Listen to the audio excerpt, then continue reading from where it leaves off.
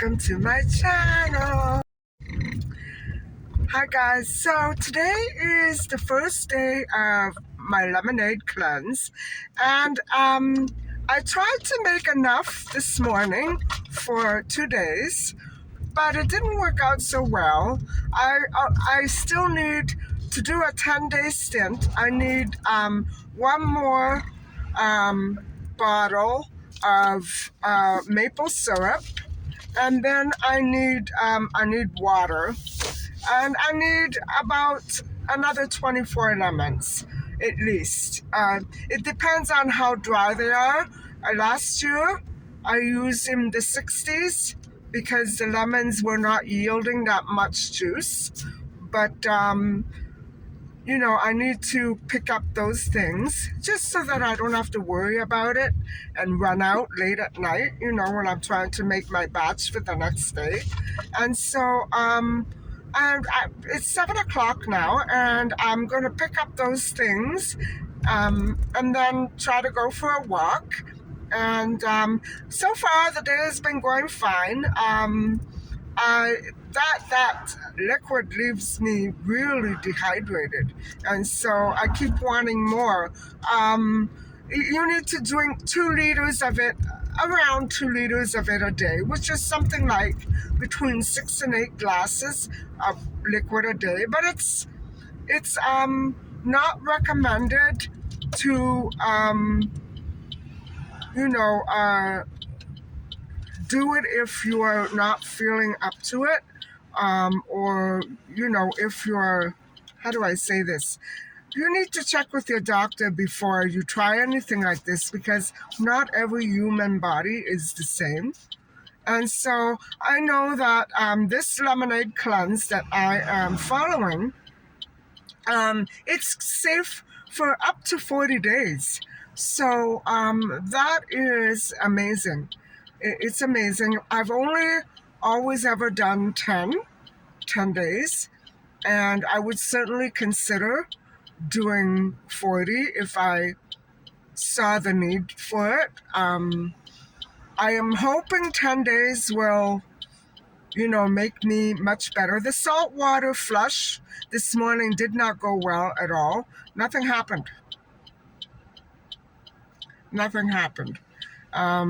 Amazing contrast to last year where everything came out. But it might mean that I'm just not filled with toxins like I was last summer. So maybe it's a good sign. Anyway, no makeup today. Yes, tonight I'm going to be washing my hair. So there, I've just been, doing all those lemons today. That took a lot out of me. I checked the temperature. It was 80 degrees in the condo, and air condition was only on very slightly. So I changed that in a hurry. Anyway, I'm off to the store, and I will catch up with you there.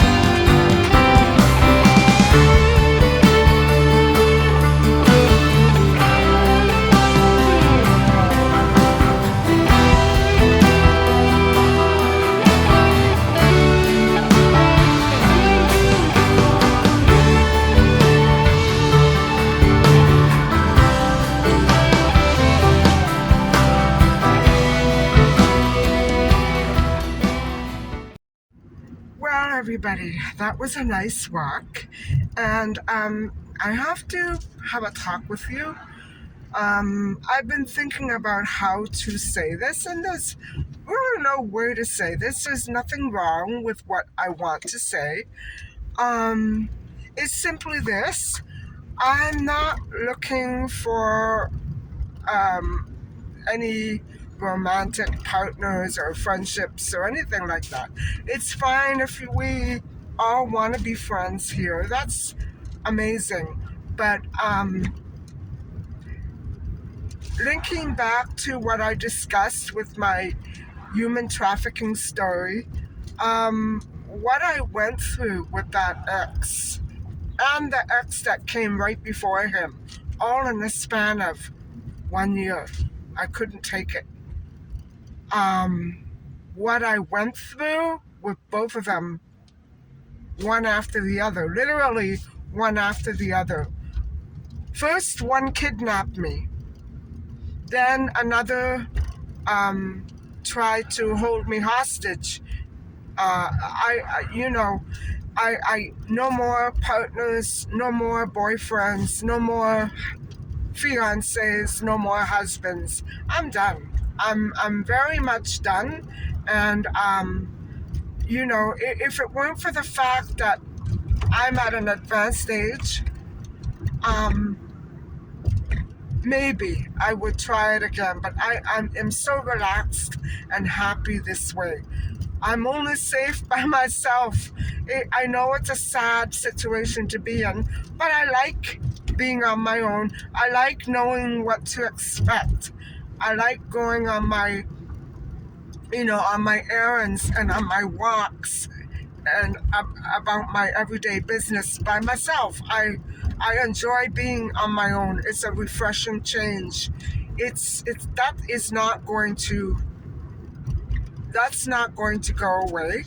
That's not going to change anytime soon. I like my life like this. And for those of you who think I'm suffering, no, I'm rejoicing. I loved my life this way.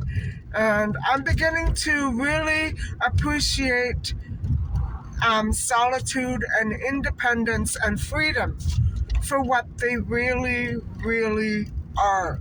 It's all the better if you have a companion that you love or that you cherish and, enjoy life with. That's great. I'm not knocking that. I'm only knocking the relationships that I found and that I involved myself in and I couldn't get out of them, guys. I was all tangled up. And my old story times will tell you why I'm like this. My first boyfriend spoiled me. Rotten. My dad, too. They were both very overprotective of me. And of course, I'm not going to find other men like that. And so I'm not going to look anymore. My ex-husband, I married him in 2003 after knowing him barely a year. It wasn't enough, guys. I made a huge mistake. I still cared about him very deeply. I'm not going to find anybody else like that. And I'm not looking. I don't want to find anybody else like that. What I'm saying is that for me, the romance department is definitely over, if you know what I'm saying.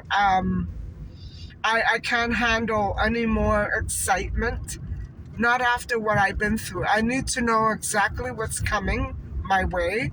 I don't want any more nasty surprises. And with my ex-fiance and my ex-husband, that is all I ever had. Nasty and shock. That's it. A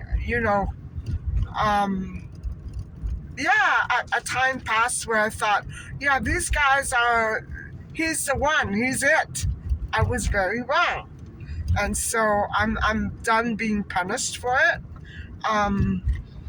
So please, everybody out there who's trying to find out why I'm rejecting the idea of a romantic partner. It's because I have a right to reject it. And also, it's not really anybody's business.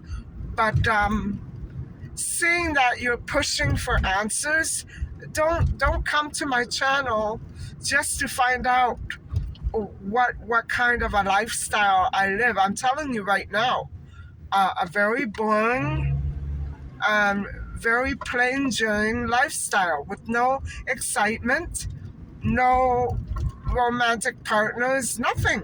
That's the way I want it. Life is beautiful when you're in charge. And I don't want anybody, if you want to think what you will of me, that's fine. I'm perfectly straight. I'm not involved in any entanglements that I have to be embarrassed about. I'm not a swinger. I'm not gay. I'm not saying anything about it. It's just that it's not me. So say what you will. You can't change the facts of my life, that I like my life the way it is, and I wouldn't change it for the world. So if you don't like it, I'm sorry, but too bad. I like it. Um, cope. Suck it up. Um, I'm not going to go out with anybody. I'm not dating, and I don't intend to start dating. So please listen to me very carefully and stop trying, because it's just not going to get anywhere. You're much better off looking for a romantic partner on some other channel. I'm not interested. I love your channels, and I think you would make a great friend, but it's not going to be me. It's not going to be me. Just, um, get used to that fact. I'm sorry I had to have this talk with you, but I've been getting this quite a bit. And if you want to unsubscribe, I'm sorry, that's fine. I don't care. I'm not changing. So, thank you for listening to this. And now we're heading home to talk about part 11 of the Melanie case. And so stay tuned. The video is not over yet.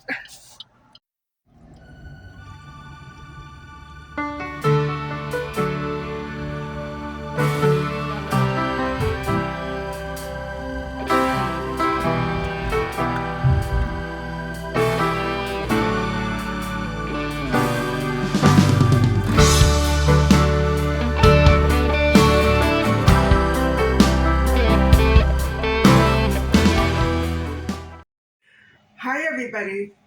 Well, I'm ready to show you my little haul. You pretty much already know what it is, but I have to return one item because I made a mistake. So let me switch the view and I'll show you what I got. So I got 5 of these, and I thought it might be a little bit better to drink distilled water instead of natural spring water with the lemonade cleanse, since it is entirely more acidic. And so last year I avoided it because of stomach problems, but this year I'm going to try to do it with distilled water. And so I got these, and then I did find my Mitchell's cat food. It's amazing. I've been looking everywhere for it, and this must be old stock. What can I say? The last time I went there to check, they didn't have any at all. So thank goodness for that. And then I picked up 3 more bunches of lemons. And so this brings it to a total of 15. Plus, I have 3 more sitting on the counter behind me. But guys, can you tell the difference between the dark syrup and that one? I made a mistake. Can you see how it says grade A there? I bought the wrong one, so I have to return it tomorrow. And it looks like I'm going to have to go back to Walmart.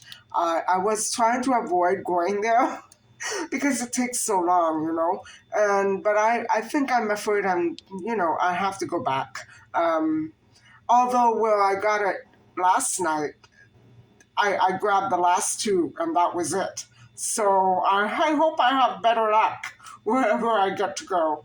And so I got five of these, that entire haul, and the syrup was $10, even though it's the wrong one. $42, $42.65. So there you have it. And I hope I find my syrup. So here I am. I still haven't washed my hair, and I'm glad that I got that little situation out of the way and had that talk with you in the car, because it's been it's been increasingly coming up in the comments, and it doesn't bother me. It's just, it bothers me that people will subscribe to my channel in hopes of, um, making things happen that this is just a channel. Presently, I'm just trying to, give a voice to these missing children. I cook. I'm not a cook. It's just a channel. It's not, I would say it's not real life, but it's my real life. Albeit it won't be your real life, or it's not as good as other channels, or as interesting, or fascinating, maybe. But it's my life, and I want to keep it on a nice, even keel. And so, if you're looking for dates with me or to get to know me, I don't say we'll never meet up or become friends, but I'm not getting married to anybody. And that is a promise I intend to keep. So I'm sorry I had to talk to you like this, but it doesn't make sense for people to come at my channel just to, find out what I'm like and what I've been pretty upfront about this before. It's a shame that you probably missed those episodes. And so I'm telling you, I like my life the way it is. I'm not lonely. I'm not sad. I'm sad when other stuff happens, yeah, but I love my life the way it is, and I want to keep it this way. So, thank you for all the attention. But if you still want to be attentive, that's fine. But I'm telling you all, no, thank you. No, no, no.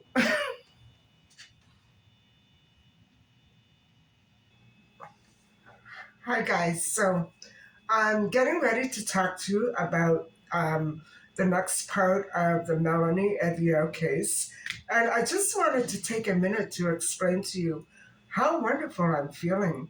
Um, I did go for a little bit longer of a walk tonight. I'm starting to feel that energetic um, uh, pep coming back little by little. But I can't explain how good I feel. Um, it must be this because I've been feeling so blah, for so many weeks now. And even though I deliberately put off doing this, because I know it's hard to do, like for instance, looking for the dark syrup. I hate doing that. But I do need three more bottles of syrup. And if it's too much, because they're not all the same size, I need 500 milliliters, I should say, in the bottle. Some of them do have 500, some of them don't. So, it's hard to get the exact specific amount that I need. I need another, see, I need a bigger bottle than this. And so I have two, one in the fridge, one here. and it's not enough. So I need at least three more or four. I have to remember to look at the amount because if it's less than 350 milliliters, what am I going to do with it? I'm going to have to buy all these bottles. You know what I'm saying? This one wasn't bad. It was $7.99, but it's not enough product. And so I have to really look around. And if I buy too much, I'm not going to take it back this time because it's very difficult to find. And so if I end up buying too much, I'll just keep it in the pantry and the heck with it. You know what I'm saying? I can always use it next year as long as I don't open the bottle. Um, I don't like maple syrup, so I never use it. You know what I'm saying? But for this, I always have bought the dark syrup, and that is what is required of this lemonade cleanse. And so, I know that I talked to you about lemons a while back, maybe January, February. But the benefits of lemons are so wonderful. I should talk to you again about it because it's been a while. And this is a method, a tried and true method to heal your insides. And so, guys, it gets rid of all the toxins in your body. So you can't go wrong by drinking this. Of course, if you put too much syrup in it, you're gonna get fat. But um, as long as you stick with 1 cup per day of each lemon and syrup, you're fine. You're fine. You're gonna be fine, and it will just clean your entire system right out, and it'll clear up your sinuses. Um, it'll probably get rid of some aches and pains, and guys, this is amazing. To me, it's like medicine. And I can't begin to describe how wonderful it tastes. It tastes much better than the one that I made last year. I have a feeling I did something wrong, but it's so good. And I just stick ice cubes in it and drink it like that. Um, it's amazing. When you know that something is good for you and it tastes good, I'm in heaven. I hope that I can manage to pull off doing 10 days of this because it will be about the fourth or fifth time that I've pulled it off. And I've always felt so amazing afterwards. And it does nothing but improve your health. And then if I go onto the starch solution, again, like I did the last time I did this, um, it's going to be amazing. It's going to be so amazing. My system will be completely clean, and not that there's much in it. You know what I'm saying? Um, I don't get that purging of toxins like I did last summer. There was all kinds of stuff in my body, and I don't know what it was from. Maybe it was from the vaccine. I don't know, but I was really sick with the saltwater flush, and so I'm glad that that didn't happen today. But there's always tomorrow. So anyway, let's get started with Melanie Avier and her disappearance. So we've already talked about the possibility that Melanie had been attacked by a local person, basically run over by a drunk driver, local in the area, and probably hidden away. So, uh, and then we talked about the theory that Melanie was attacked by her friends. And so now, today, for part 11, we're going to be talking about the possibility of Melanie being attacked by an outsider, a non local person and not a serial killer. We'll hold off on that theory for now. So let's go over this. And I've already gone over the fact that bars in the area, especially Doc's, Doc's was a big bar in that city, and it's pretty big downtown too. I'm not even sure if it's still around. Um, over by the lakeshore, I was only there once, and I didn't really. I wasn't fond of it. I didn't like the atmosphere. It was too there wasn't an atmosphere. Let's put it that way. I guess I chose an off night to go with a couple of my girlfriends, and the area where it was pretty scary too. It was all the way down at the docks, and it was so dark there. It didn't look like the kind of place that was very inviting, and so I never went back there. I didn't like it much. Although I think if I had gone on a better night, or if it had been in a different area, I would have loved it. Anyway, so the bars were open, and they were open until 2 a.m., and it was very close to Pine Avenue, where Ryan lived with his family.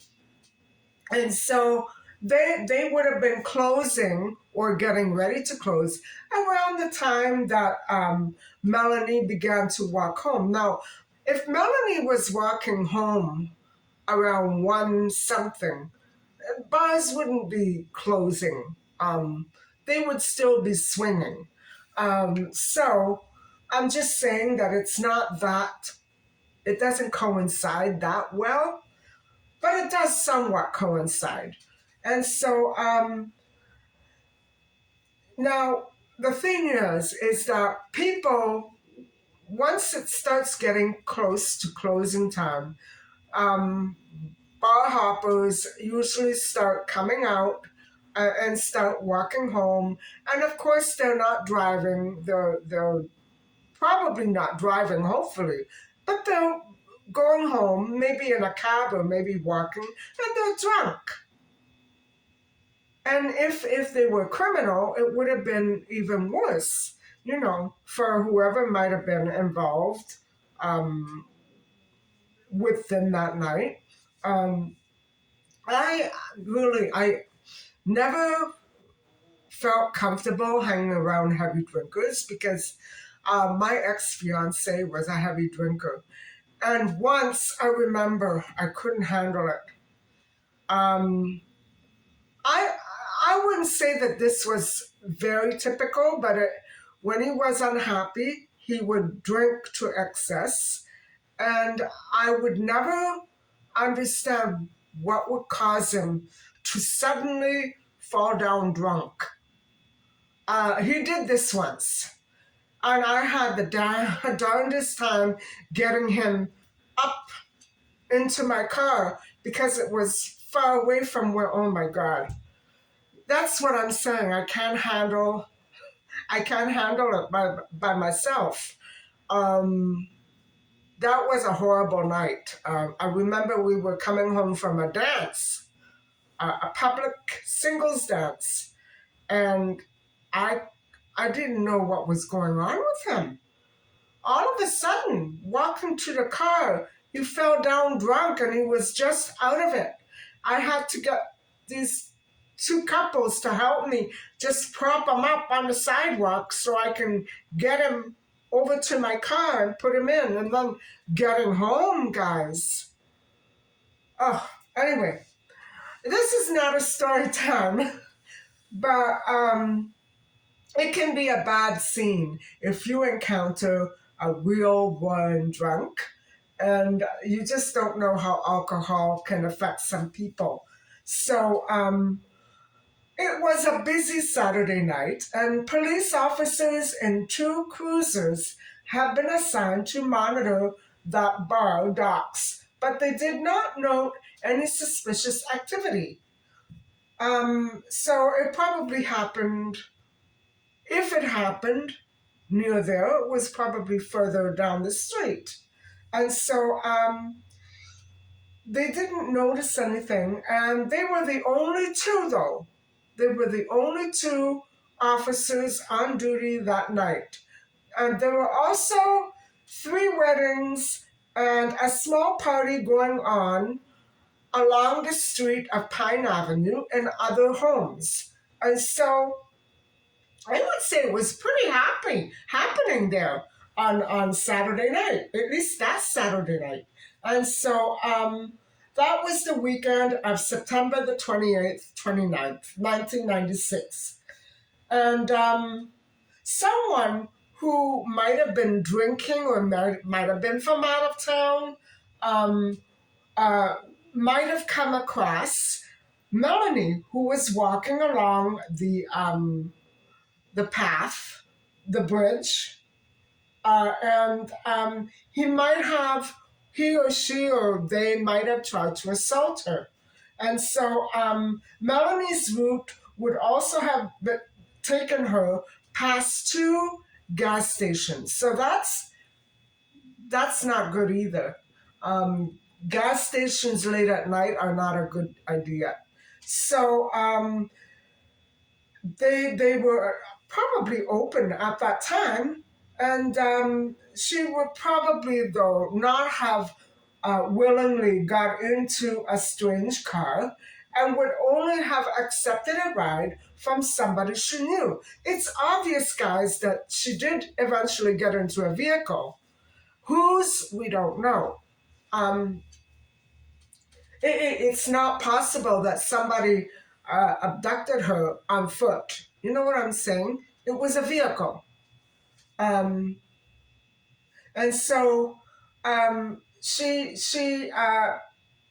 probably had to have been forced into a vehicle, uh, unless she was knocked out or smothered or something like that.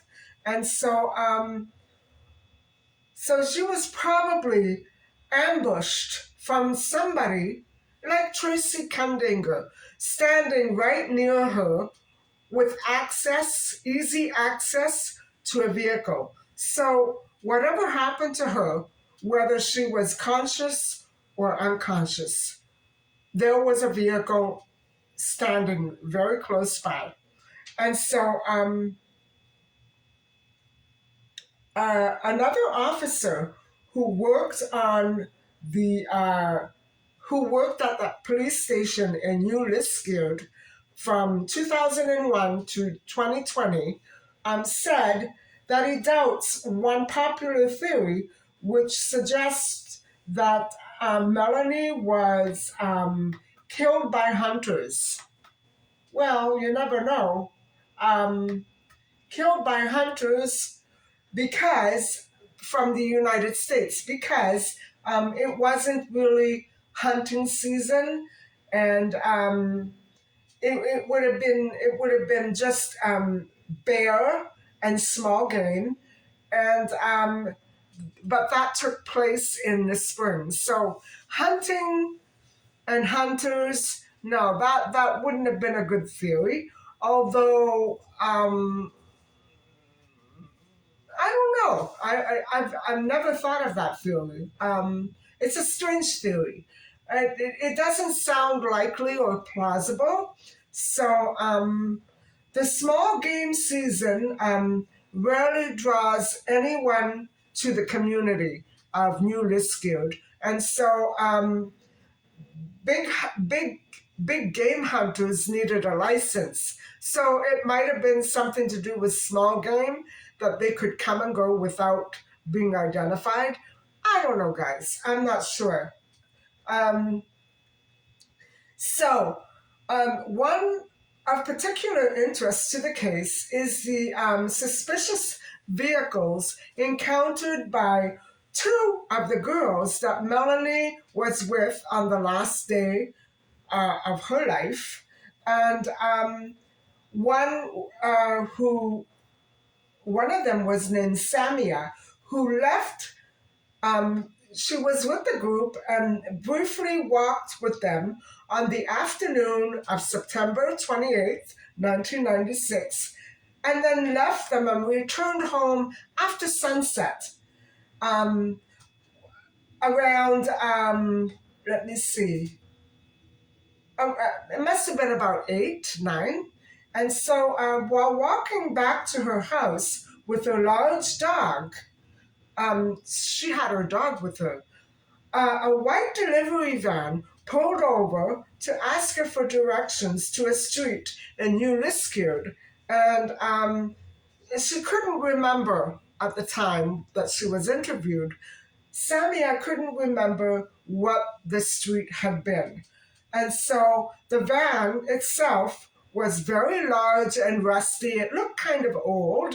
And it had a sliding door on the side, and no windows.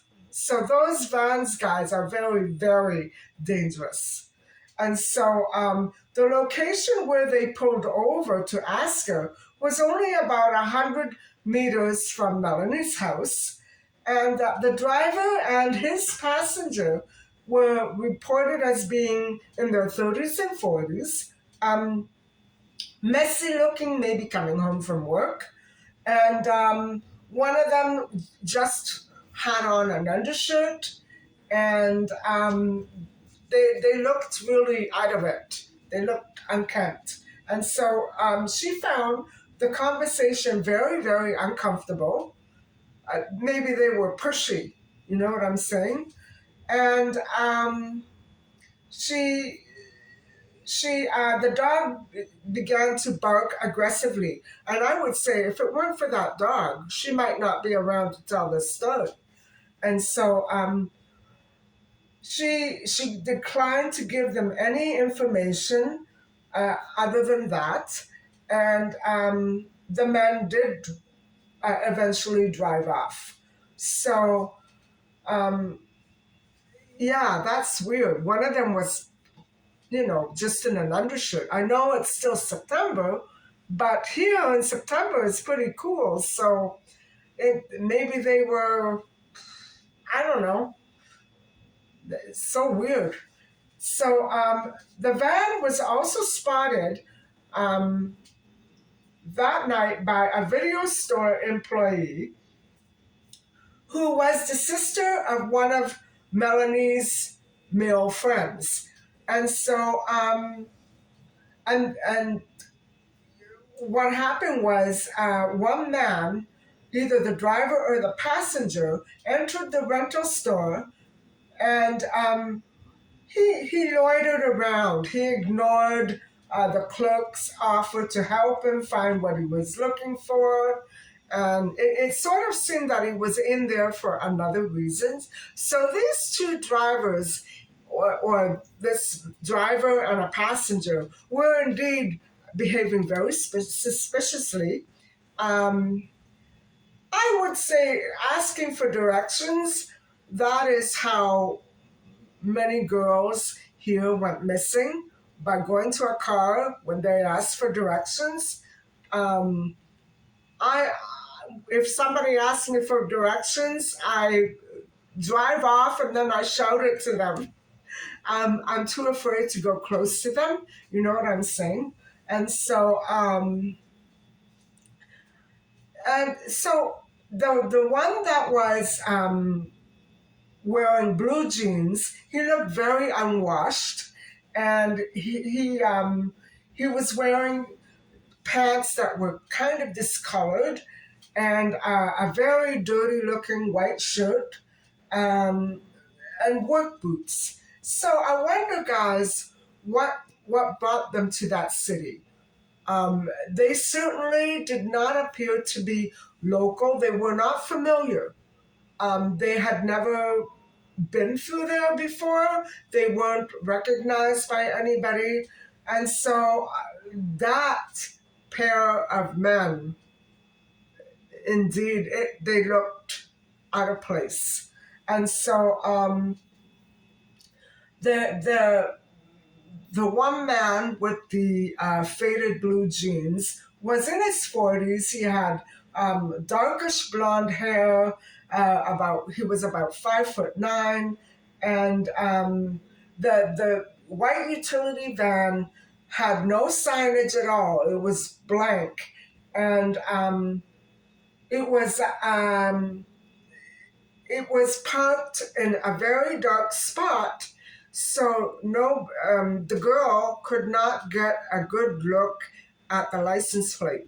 And so, anyway, that's strange. That it seems that they were tagging these kids, right? And they were years and years older than they were. So, anyway, after the man left, the clerk um, felt so threatened by the strangers that she called her father to pick her up when the store closed. And the police did not question the clerk until 2020. Isn't it funny how stories don't get out until years and years later? But that is such an enlightening and unbelievable story. There has to be something there, guys. And so another vehicle was reported in the area the night that Melanie disappeared. And it was a light colored, white or light blue or light gray car with a vinyl roof, possibly an older Cadillac Eldorado or a Chevrolet Monte Carlo, like my mom had, and or a Ford Elite, a Ford LTD, a Ford Tempo, a Ford Thunderbird, a Mercury Topaz, an Oldsmobile 88, or an Oldsmobile Cutlass Supreme, another one of my old cars, my mom's old cars. So I'm familiar with a couple of those. And the car, this lightish colored car, was spotted driving around New Liskeard after dark with its headlights shut right off. And this is very, very suspicious. The vehicle was seen by witnesses on Armstrong Street Bridge around 2 a.m.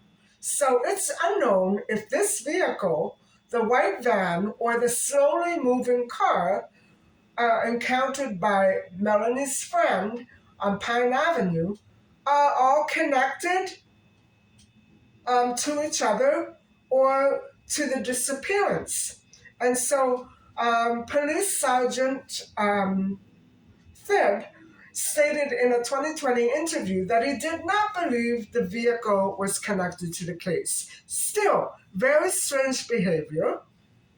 And I think if more people were aware of their surroundings, such cars that are responsible for many kidnappings and abductions wouldn't be allowed to get away with it.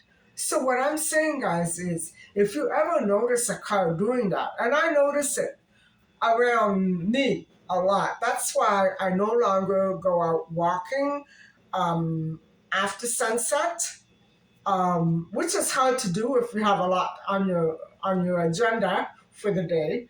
I just don't do it. I don't care if I don't get my hour's walk or my 30 minutes walk. I don't do it. The thing is, at 6 p.m., 7 p.m., it's very hot. And so that's one of the reasons why I usually put off my walk until later on in the afternoon, evening, because of the hot sun.